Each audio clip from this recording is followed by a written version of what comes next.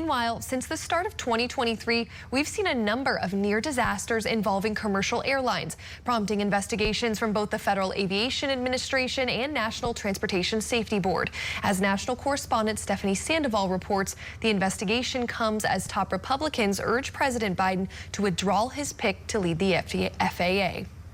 U.S. aviation officials investigating an alarming number of recent near-air disasters, prompting the FAA to announce a safety call to action. The most recent mishap happening at Boston's Logan International Airport on Monday. Officials say a business jet took off without clearance, forcing an incoming JetBlue flight to abort its landing. 2023 has already seen at least 5 near-miss incidents, a sign of trouble for an American aviation industry that hasn't had a fatal commercial airline crash in nearly a decade. Anytime there's an event like this, it is concerning. Michael McCormick is a former federal aviation official and professor of air traffic management at Embry-Riddle Aeronautical University in Florida. He says while there's been greater awareness of runway incursions, the number of incidents so far this year is not surprising. According to the FAA, the number of annual runway incursions has been largely trending downward over the last 2 decades, but has risen more in recent years.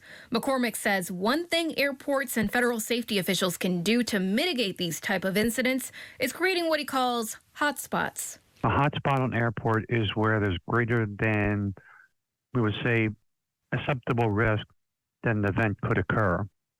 Therefore, when you identify these hotspots, then you come up with different mitigation strategies, such as additional technology. The incidents come at a critical time for the White House as President Biden's pick to lead the FAA has faced questions over his relatively scarce aviation background.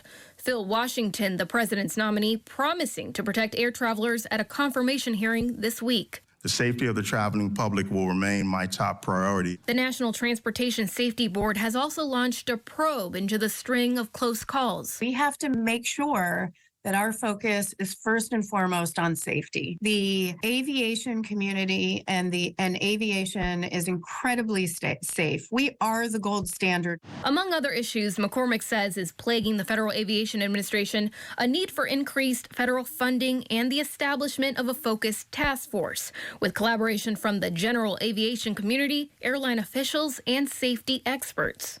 Despite the recent close calls, air travel is the safest mode of transportation in the United States by the magnitude of thousands. So I would feel comfortable flying. Stephanie Sandoval, Scripps News.